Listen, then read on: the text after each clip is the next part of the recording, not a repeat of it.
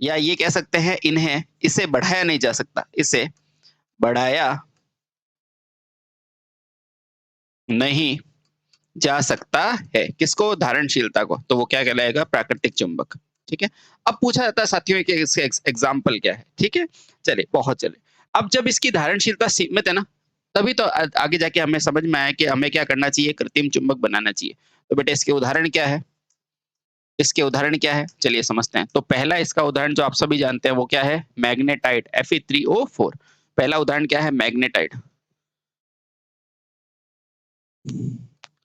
Fe3O4। और पूछा जाता है बेटा इसके एग्जाम्पल क्या है?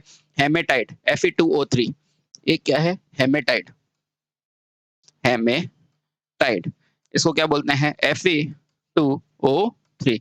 ठीक है। और इसके अतिरिक्त और इसके उदाहरण क्या होते हैं वो आप सभी को पता है, लोड स्टोन इत्यादि। तो बेटा एक और लिख दो, लोड स्टोन। ठीक है। ये क्या है बेटा? जो प्रकृति ने हमें दिए हैं प्राकृतिक रूप से, जिसके अंदर खुद में क्या होते हैं? चुंबकत्व होते हैं। ऐसे चुंबक जिसमें प्राकृतिक रूप से क्या होता है बेटा?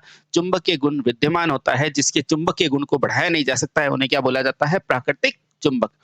अगला जो इंपॉर्टेंट है, अब जैसे कि हम आगे बढ़े तो हमें समझ में आया कि नहीं नहीं, हमें क्या करनी पड़ेगी? मशीनें बनानी पड़ेगी, उसके चुंबकत्व को अपने हिसाब से बढ़ाना या घटाना पड़ता है, वो इसमें संभव नहीं था। तो बेटा हमें क्या सूझा? कृत्रिम चुंबक के बारे में। ठीक है। तो दूसरा क्या है? कृत्रिम चुंबक। कृत्रिम चुंबक यानी कि ऐसे चुंबक जिन्हें क्या है, हम अपनी आवश्यकता के अनुसार बनाएंगे, वो क्या कहलाएंगे? कृत्रिम चुंबक। ठीक है। ठीक है। अच्छा, सबसे पहले इसका कब सूझा? ऐसा दिमाग में उनके कब आया वैज्ञानिकों का? जब उन्हें मशीनें बनानी थी, है ना? तो लिखो बेटा, यह संकल्पना, यह संकल्पना यानी कि ऐसी थॉट, है ना? यह संकल्पना यानी कि ऐसा विचार, है ना? तो यह संकल्पना मशीन निर्माण के अंदर या वैद्युतिक मशीन के निर्माण के दौरान आई। के निर्माण के दौरान आई यानी कि कब? कभी कभी एग्जाम में आपसे पूछा जाता है बेटा कि ये ऐसा कब थॉट आया? तो बेटा जब मशीनों का निर्माण हो रहा था ना, तब समझ में आया कि हमें क्या करना पड़ेगा? वैद्युतिक मशीनों का निर्माण करना पड़ेगा, इसके लिए कृत्रिम चुंबक चाहिएगी। तो यह संकल्पना वैद्युतिक मशीनों के निर्माण के दौरान आई।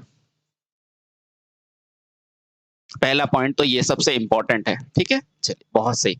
अब दूसरा पूछा जाता है बेटा, क्या इसे सीमित कार्यों तक उपयोग किया जा सकता है? नहीं बेटा, यही तो इसका फायदा है कि इसे सीमित नहीं, असीमित रूप से उपयोग लिया जा सकता है, यानी कि इसके मान को बढ़ाया या घटाया जा सकता है। अब देखो, चूंकि इसके इसके धारणशीलता का मान, धारणशीलता के मान को, कौन सी धारणशीलता बेटा? चुंबक की धारणशीलता, है ना? धारणशीलता के मान को अपनी आवश्यकता के अनुसार, अपनी आवश्यकता के अनुसार बढ़ाया जा सकता है। क्या किया जा सकता है बेटा? बढ़ाया जा सकता है। अतः कृत्रिम चुंबक का प्रयोग सीमित नहीं है। अतः कृत्रिम चुंबक का प्रयोग, कृत्रिम चुंबक का प्रयोग बेटा क्या है? सीमित नहीं है। प्रयोग सीमित नहीं है, सीमित नहीं है। ये बेहद इंपॉर्टेंट बात है। ठीक है, समझ गए? बहुत अच्छे। अब देखो बेटा, इसको प्राप्त कैसे करोगे? तो आपको पता है, लोहे से लोहे को रगड़ के, है ना? या फिर प्रेरण के द्वारा, या ऐसी तमाम चीजों के बारे में हम जानते हैं जिसके द्वारा हम चुंबक का निर्माण कर सकते हैं। ठीक है। अब देखो बेटा, आगे चल के जब इसकी विधियां पड़ेगी तो आप और ज्यादा, आप इसमें कंसेप्ट क्लैरिटी आ जाएगी। पहले देखते हैं कि किस किस विधि से आप यूज कर सकते हैं। तो लोहे की छड़ को चुंबक से रगड़ के, तो बेटा इसको प्राप्त करने की विधियां क्या है? इसको कृत्रिम चुंबक को, तो पहला क्या है? लोहे की छड़ को किससे रगड़ के बेटा? चुंबक से रगड़ के। अभी बताएंगे बेटा कैसे। चुंबक से रगड़ कर हम क्या कर सकते हैं बेटा? कृत्रिम चुंबक प्राप्त कर सकते हैं। और क्या कर सकते हैं बेटा? एल्यूमिनियम या इस्पात पर हम क्या कर सकते हैं बेटा? वायरिंग करके। तो देखो, एल्यूमिनियम एल्यूमिनियम या इस्पात पर क्या करके बेटा, वायरिंग द्वारा हम क्या कर सकते हैं, बेटा, कृत्रिम चुंबक का निर्माण कर सकते हैं। और क्या कर सकते हैं हम, एक प्रेरण द्वारा भी कर सकते हैं। तो बेटा यहां लिखो, प्रेरण द्वारा चुंबकीय गुणों को उत्पन्न कर सकते हैं। चुंबकीय गुणों को उपयोग या उत्पन्न कर सकते हैं, गुणों को उत्पन्न कर सकते हैं। तो ये तमाम साथियों, ये सारे प्रयोग हैं जिनके द्वारा हम चुंबकीय गुणों को उत्पन्न कर सकते हैं। ठीक है, आगे चल के जब इसकी विधियां पड़ेगी तो आपको विस्तार में समझ में आ जाएगा। ठीक है, समझ में आया? चलिए, बहुत सही। यदि हमने क्या समझा कि चुंबक दो प्रकार के होते हैं, प्राकृतिक जो प्रकृति से मिलते हैं उसके अंदर क्या होता है, सीमित मात्रा में कुछ चुंबकत्व होता है। ठीक है, और दूसरा क्या है, जो हम अपनी आवश्यकता के अनुसार बनाते हैं उन्हें क्या बोलते हैं, कृत्रिम चुंबक। अच्छा, कैसे बना लोगे? तो पहला, लोहे से लोहे को रगड़ के, है ना।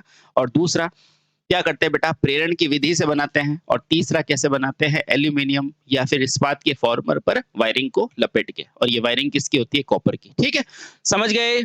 एक एक पॉइंट समझ में आ रहा है? यानी कि इन सारी विधियों के द्वारा हम बना सकते हैं। ठीक है, चलिए, बहुत सही। अब बेटा, क्या कृत्रिम चुंबक एक ही प्रकार की होती है? नहीं बेटा, कृत्रिम चुंबक भी दो प्रकार की होती है। एक होती है स्थायी चुंबक और एक होती है अस्थायी चुंबक। अच्छा सर, तो अक्सर हमें कंफ्यूजन होता है, क्या प्राकृतिक ही स्थायी है? नहीं, प्राकृतिक ही नहीं बेटा, कृत्रिम खुद दो प्रकार की होती है। एक होती है स्थायी और दूसरी होती है अस्थायी। तो अब जानते हैं बेटा कृत्रिम चुंबक के प्रकार। अगला पॉइंट है, यह कृत्रिम चुंबक बेटा कितने प्रकार की होती है? भी कितने प्रकार की होती है? दो प्रकार की होती है। होती है। अच्छा, कौन कौन सी होती है सर? बिल्कुल बताते हैं। पहला, प्राकृतिक चुंबक। ओहो, पहला स्थायी चुंबक, यानी कि इसको चुंबकित करने के बाद इसके गुण स्थायी रह जाते हैं, स्थायी चुंबक। ठीक है, और दूसरा आपके पास क्या होती है, दूसरा कौन सी चुंबक हो जाएगी बेटा? अस्थायी चुंबक। दूसरा क्या हो जाएगा? अस्थायी चुंबक। ठीक है, अब हम एक एक करके इसकी चर्चा करते हैं और आपको समझाने की कोशिश करते हैं। अब कृत्रिम में पहला हिस्सा आता है आपका स्थायी चुंबक का। आओ समझते हैं। ठीक है, आओ समझते हैं। पहला है स्थायी चुंबक। स्थायी चुंबक, ठीक है, आराम से समझेंगे, कोई दिक्कत नहीं। ठीक है, तो पहला पॉइंट क्या है, यदि किसी प्रबल शक्ति वाले चुंबकीय क्षेत्र में गुणों को रखा जाए तो बेटा वो क्या कहेगा, चुंबक बन जाती है ना। सिंपल सी बात है, एक चुंबक को मैंने प्रबल चुंबकीय क्षेत्र में रखा तो क्या हो जाएगा, चुंबकित होगी कि नहीं? हाँ। और यदि ये चुंबक का गुण क्या है, स्थायी रहेगा, तो बेटा इसको क्या बोलेंगे, स्थायी चुंबक। ठीक है, ठीक है। यदि, तो देखो बेटा इसमें क्या लिखोगे, यदि चुंबकीय क्षेत्र चुंबकीय क्षेत्र हटाने के बाद भी हटाने के बाद भी उसमें चुंबकीय क्षेत्र उसमें चुंबकीय मान बना रहे, चुंबकीय मान बना रहे बना रहे यानी कि स्थायी रहे, तो वह चुंबक क्या कहलाती है, तो वह चुंबक क्या कहलाती है बेटा, स्थायी चुंबक कहलाती है। स्थायी चुंबक कहलाती है, यानी कि आपने चुंबकीय क्षेत्र हटा दिया, फिर भी उसके अंदर क्या है बेटा, चुंबकीय क्षेत्र यथावत बना हुआ है। पहले चीज समझ में आ गई? ठीक है। अब बेटा ऐसे चुंबक का चुंबकीय क्षेत्र क्या होता है, दीर्घकालीन होता है, यानी कि लंबे समय तक ये चुंबक बनी रहती है। ठीक है, तो लिखो बेटा, ऐसे चुंबक का चुंबकीय क्षेत्र क्या होता है बेटा, बहुत अधिक समय तक होता है। तो ऐसे चुंबक का चुंबकीय क्षेत्र क्या होता है, क्षेत्र क्या होता है बेटा, दीर्घकालीन होता है या लंबे समय तक होता है। दीर्घकालीन यानी कि लंबे समय तक होता है, लंबे समय तक होता है, यानी कि इन्हें लंबे समय तक क्या किया जा सकता है, चुंबकीय प्रॉपर्टीज को यूज किया जा सकता है। अब बेटा इसके एग्जाम्पल क्या है, जैसे इस्पात, सिलिकॉन, कोबाल्ट इत्यादि। अब इसके उदाहरण पूछे जाते हैं, ध्यान रखना बेटा। इसके उदाहरण क्या है, जैसे कि इस्पात, इस्पात है ना। इस्पात के अलावा आपने कोबाल्ट स्टील का नाम सुना हुआ है, कोबाल्ट स्टील, बिल्कुल बेटा कोबाल्ट स्टील। और अक्सर एग्जाम में पूछा जाता है बेटा, इस कोबाल्ट स्टील में कोबाल्ट का प्रतिशत कितना होता है, तो बेटा ये छोटे छोटे क्वेश्चन को ध्यान रखो। कोबाल्ट का प्रतिशत होता है 45%। और स्टील क्या होती है, और स्टील तो आप जानते ही हैं क्या होती है, आयरन में कार्बन मिला के, है ना। बस ये चीजें ध्यान रखो बेटा। उसके अलावा क्या होती है बेटा, उसके अलावा होता है सिलिकॉन स्टील,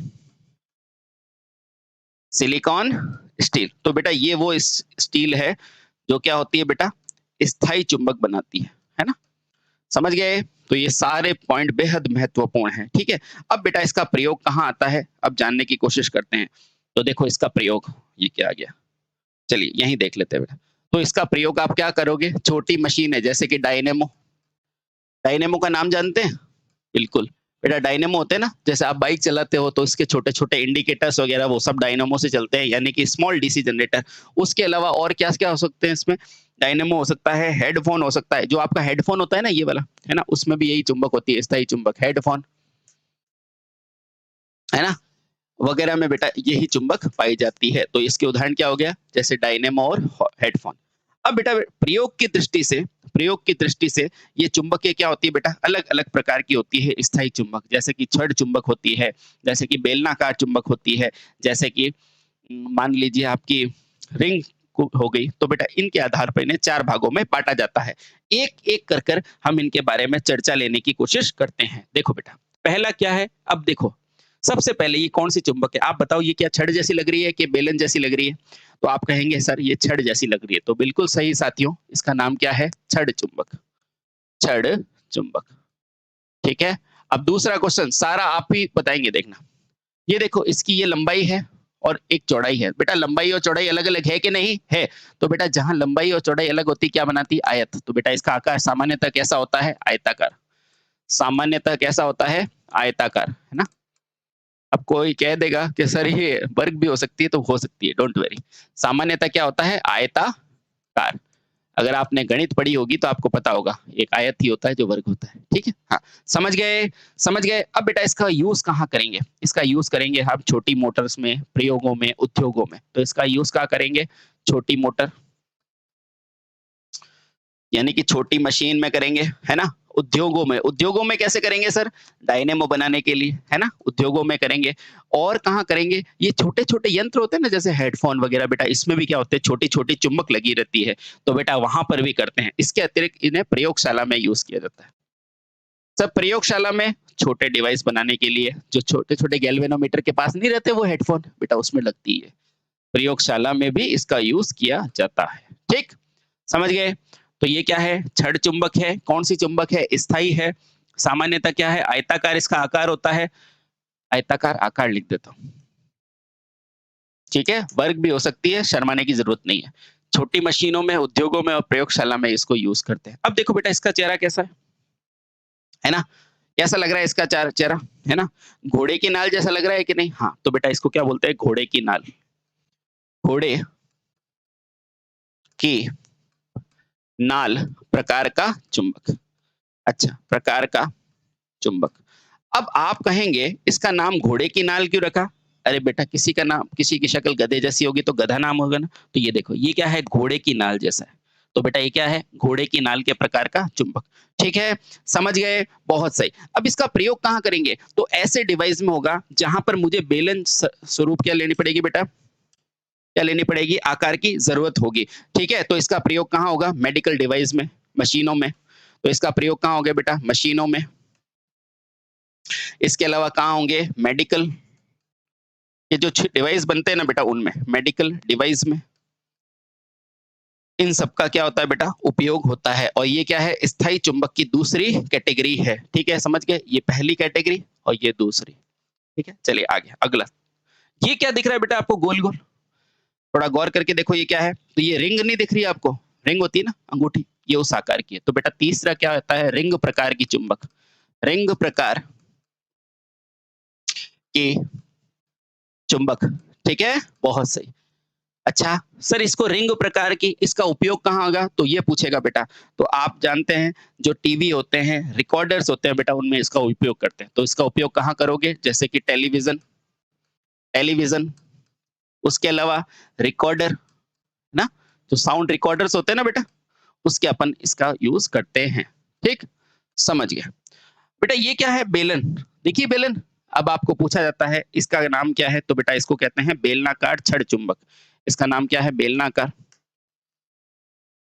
देखो बेलन जैसा है ना बेलनाकार छड़ चुंबक।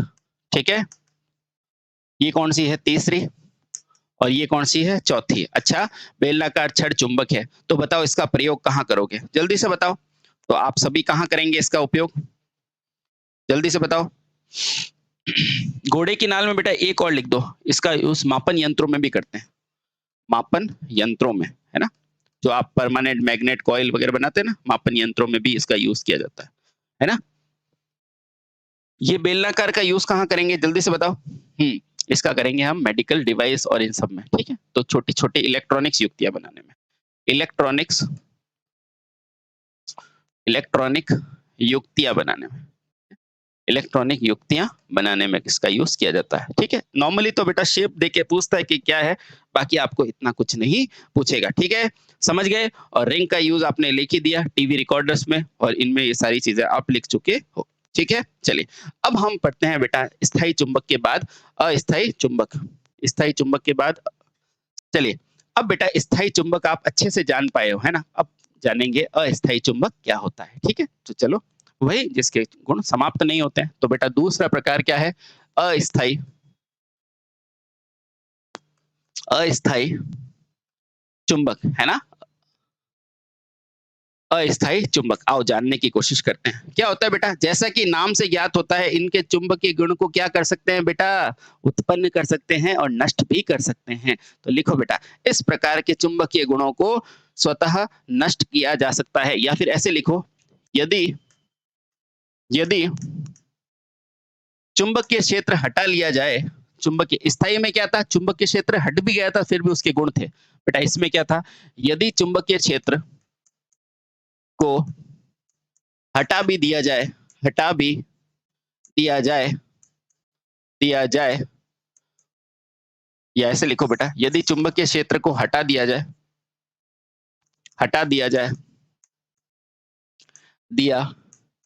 जाए तो इस चुंबक के चुंबकीय गुण स्वतः नष्ट हो जाते हैं। इस चुंबक के चुंबकीय गुण क्योंकि तभी तो बेटा इसको बोलते हैं अस्थायी है ना क्योंकि चुंबकीय गुण स्थायी नहीं रह पाते। इस चुंबक के चुंबकीय गुण हट जाते हैं। चुंबकीय गुण क्या होता है बेटा हट जाते हैं स्वतः हट जाते हैं। ये लिखो बेटा स्वतः हट जाते हैं। समझ गए यानी कि जैसे ही मैग्नेटिक फील्ड हटा इसका चुंबकीय फील्ड हटा। ठीक है तो ये सबसे अविश्वास पात्र होता है। ठीक है लिखो बेटा यह चुंबक प्राय मशीनों में अस्थायी रूप से करते हैं। मशीनों में प्रयोग लेते हैं। ठीक है हाँ अस्थायी प्रकार के होते हैं। ठीक अब बेटा इसके अंदर क्या लिखोगे इसके उपयोग के पदार्थ कौन से होंगे जैसे नर्म लोहा। इसके उपयोग के पदार्थ तो मैं इसके उदाहरण क्या लिखोगे जैसे कि नर्म लोहा है ना नर्म लोहा जिसको आसानी से क्या कर सकते हो आप मैग्नेटाइज कर सकते हो। तो वो होता है बेटा नर्म लोहा। और क्या होगा बेटा इसके अलावा नर्म लोहे के अलावा सिलिकॉन के अयस्क है ना लोह अयस्क है ना।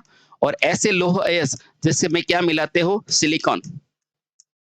तो ये बेटा क्या है इसके उदाहरण है ना नर्म लोह जिसमें सिलिकॉन मिलाते हैं ये क्या है बेटा इसके उदाहरण। ठीक है समझ गए। अब बेटा जैसा कि नाम से ज्ञात नहीं हो रहा बेटा अस्थायी चुंबक यानी कि इसके चुंबकीय गुण स्थायी नहीं रहेंगे। इसका मतलब क्या है बेटा यही जो चुंबक होते हैं ना जिससे हम क्या कर सकते हैं आसानी से मैग्नेट कर सकते हैं यानी कि विद्युत की उपस्थिति में अपने काम के लिए बना सकते हैं। तो बेटा ये क्या है यही विद्युत चुंबक कहलाते हैं। तो लिखो बेटा और इसी को पढ़ने के बाद आपको मशीनें समझ में आएगी कि आखिर हम क्यों परमानेंट मैग्नेट बनाते हैं, क्योंकि परमानेंट मैग्नेट चेंज नहीं होता है, इसकी मैग्नेटिज्म को चेंज कर सकते हैं, है ना?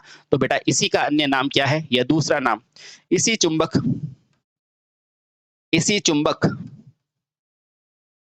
का दूसरा नाम क्या होता है बेटा, दूसरा नाम क्या होता है बेटा, विद्युत चुंबक होता है। विद्युत चुंबक होता है। इसी चुंबक का बेटा दूसरा नाम क्या है, विद्युत चुंबक। ये बहुत इंपॉर्टेंट लाइन है, नोट कर लो बेटा, नोट कर लो, ठीक है? अब इसका प्रयोग कहाँ होगा, जैसे विद्युत घंटी, चुंबकीय क्रेन, मोटर्स, जनरेटर में इसका प्रयोग होगा। तो इसका प्रयोग लिखो, विद्युत घंटी, चुंबकीय क्रेन, जो क्रेन होती है ना, कचरा वगैरह उठाती है वो, और जो सामान आके ले जाती है वो चुंबकीय क्रेन, है ना? और कहाँ हो सकता है, मोटर में। और कहाँ होती है बेटा, जनित्र में। इसलिए बोला जाता है बेटा, मशीन को पढ़ने से पहले आपको चुंबक का ज्ञान होना चाहिए, आपको हिस्टैरिसीस, सेथिल, ये सारी चीजें पता होनी चाहिए, है ना? हाँ, सिर्फ मशीन मशीन करने से मशीन नहीं आती, समझ गए? समझ गए? चलिए, बहुत सही, बहुत सही। अब क्या सर इसकी ध्रुवता को बदल सकते हैं बेटा? हाँ, इसका नाम क्या है, अस्थाई। इसको ये क्या इधर भी ले सकते हैं, इधर भी ले सकते हैं, है ना? तो बेटा इसकी ध्रुवता को धारा की दिशा से बदला जा सकता है। तो लिखो बेटा, इसकी ध्रुवता को, इस, या फिर ऐसे लिखो बेटा, इसकी ध्रुवता, हाँ, क्योंकि बेटा आपको पता है कि ये क्या है, अस्थायी चुंबक है। इसको अपनी क्या करता है, धारा की प्रवृत्ति के अनुसार इसके चुंबकत्व को बदल सकते हैं, यानी कि एन से एस और एस से एन कर सकते हैं। तो बेटा क्या लिखोगे, इसकी ध्रुवता धारा पर निर्भर करती है। बहुत इंपॉर्टेंट लाइन है बेटा, मोस्ट इंपॉर्टेंट लाइन है। इस प्रकार के, या फिर ऐसे लिखो बेटा डायरेक्टली, अस्थायी चुंबक की दिशा, चुंबक की दिशा, वैसे तो मैं अभी आपको बता देता, लेकिन अभी जब तक आपको नियम नहीं समझाऊंगा तो समझ में नहीं आएगा, है ना? तो थोड़ा सा मैं हिंट देता हूँ। अस्थायी चुंबक की दिशा किसने निर्भर करती है बेटा, धारा की दिशा पर, दिशा पर निर्भर करती है। चलो मैं बता ही देता हूँ। मान लो ये मेरी एक कोई सोलेनाइड है। सोलेनाइड क्या होता है अभी पढ़ा दूंगा, डोंट वेरी, आगे टॉपिक आएगा। देखो, अब देखो बेटा, यहां से मैंने जैसे ही धारा डाली है, तो ये धारा इसमें गई, ये बाहर आई, ये आई, ये आई, ये आई, आई। तो अब देखो, जैसे ही मैं नियम पढ़ाऊंगा, राइट हैंड नियम, तो देखो बेटा, ये इस तरफ आ रही, धारा की दिशा क्या आ रही है, इधर आ रही है। तो देखो धारा की दिशा कहाँ चली गई, इस तरफ। अभी सिर्फ समझो बेटा, मैं ये सारे नियम आएंगे, डोंट वरी। अब यहाँ पर देखो बेटा, मैंने अभी क्या किया, ऊपर से डाल दी करंट, ये लो, ये लो, है ना? और यहाँ पर क्या किया था, आराम से मैं वापस बना देता हूँ ताकि अच्छे से समझ में आएगा। ये देखो बेटा, ये अंदर से गई है, ये अंदर से, ये अंदर से, ठीक, यहाँ से गई, ये देखो, इधर से जैसे ही धारा गई ना, तो देखो ये घूमती हुई अंगुलियां, तो ये धारा की दिशा इधर आई, आई। अब देखना बेटा, अगर मान लो यहाँ से देखो बेटा, ये धारा ऊपर से जा रही है, ये ऊपर से, ये ऊपर से, तो देखो इस तरफ, तो इसमें धारा की दिशा देखो इस तरफ, है ना? यानी कि चुंबकीय क्षेत्र की दिशा धारा से चेंज हुई कि नहीं हुई बेटा? ये नियम अभी आगे आएंगे तो आपको अच्छे से समझ में आएगा, डोंट वेरी, है ना? आपने अच्छे से समझ में आएगा। तो देखो मैं ये बताना चाह रहा था, जैसे धारा चेंज होगी ना बेटा, तो उससे ध्रुवता चेंज हो जाएगी। तो अस्थायी चुंबक की दिशा धारा की दिशा पर निर्भर करती है। समझ गए? समझ गए बेटा। अच्छा, बिल्कुल सही। अब इसका प्रयोग कहाँ होगा, तो बेटा जितने भारी कार्य होंगे ना उसमें इसका यूज होगा। तो लिखो बेटा, इसका प्रयोग, इसका प्रयोग भारी कार्यों में होता है, भारी कार्यों में होता है।